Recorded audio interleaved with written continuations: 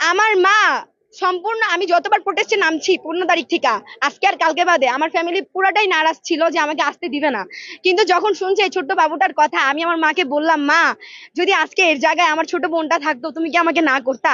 তখন আমার মা আমাকে আমার ইউনিফর্মটা আইনা দিয়ে বসে, তুই যা, আর তুই যাবি ততক্ষণ বাসায় আসবি না যতক্ষণ না তুই শহীদ, যতক্ষণ না বাংলাদেশ স্বাধীন করে আসবি। আচ্ছা আমি স্টুডেন্টের কথা বাদ দিলাম, আপনারা মুগ্ধ ভাইয়ের কথা ভাবেন না, যার কাছ থেকে 10টা মিনিট আগে আমি পানি নিছিলাম, সামনে গেছি পিছায় এসে শুনি ভাইয়ার হেডশট লাগলো, ভাইয়া মারা গেছে। এটা ভাবেন না, ভাইয়া মাসে 5-6 লাখ টাকা এমনি ইনকাম করতো, ওনার তো কোনো লাভ ছিল না। এই আন্দোলনে আইসা উনি যে সরকারি জব করবে কোনো লাভ ছিল না উনি খালি আমাদের জন্য, আমাদের স্টুডেন্ট পানি দেওয়ার জন্য টিয়ার সেলে এই ঝাঁঝালো ধোয়ার ভিতরেও সবাই আগুন জ্বালাও করতেছে, সেইখানে মুগ্ধ ভাইয়া বলতেছে যে কারো পানি লাগবে, কারো পানি লাগবে। ওই মানুষটারা কিভাবে মাইরা ফেললো, আপনাদের কি এগুলা চোখে পড়ে না? আপনারা কিভাবে বইসা আছেন? এই যে এইসব ছবি তুললা, এইসব লাইভ কইরা, এগুলা কি কোনো সরকার? আমাদের এত বড় আন্দোলন কইরাও যখন কিছু হইলো না, এইসব ছবি দিয়েই হবে? হ্যাঁ, মাকে আমি সেদিন, আমি যখন 18 তারিখ প্রোটেস্টে ছিলাম বিএনএস উত্তরায়, তখন আমি একটা আন্টিকে দেখছি, আন্টি বলতেছে আমি আসছি, আমার 3টা মেয়ে নিয়ে আসছি, আমি শহীদ হবো, আমার 3টা মেয়েও শহীদ হবে, তার আগে আমি বাসায় যাব না। 18 তারিখে আমাদের এখান থেকে খবর দিছে যে টিএসসিতে নাকি যখন 5:30 আমাদের বিএনএস ঝামেলা সব শেষ হয়ে গেল, ওখানে পুলিশ সব আটকাই দিছে, যখন আমাদের স্টুডেন্টের মানে বেশিরভাগ ইনজুরি হয়ে গেছে, তখন ওইখান থেকে খবর দিছে টিএসসিতে নাকি ঝামেলা হইতেছে। এটা শুই না আমি আমার কিছু কলেজের স্টুডেন্ট মিলা টিএসসিতে আসছি, মিরপুর 10-এ যখন আসি তখন পুলিশ আমাদের ধরে, কারণ আমার ভাইরা ছিল আইডি কার্ড পরে আর আমি ছিলাম ইউনিফর্ম পরে, ধরে ওদের অনেক মারছে ওইখানে, যদিও তারপরে ওখান থেকে ছাড়াই নিয়ে গেছে গিয়ে আমরা টিএসসি ঠিকই আসছিলাম, কিন্তু কোনো ঝামেলা হয় নাই।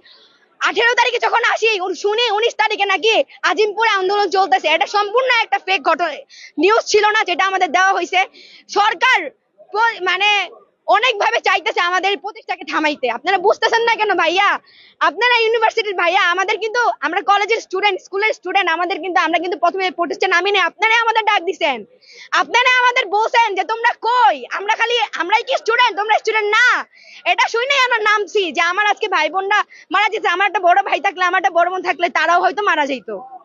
আচ্ছা আমি স্টুডেন্টের কথা বাদ দিলাম, আপনারা মুগ্ধ ভাইয়ের কথা ভাবেন না, যার কাছ থেকে 10টা মিনিট আগে আমি পানি নিছিলাম, সামনে গেছি পিছায় এসে শুনি ভাইয়ার হেডশট লাগলো, ভাইয়া মারা গেছে।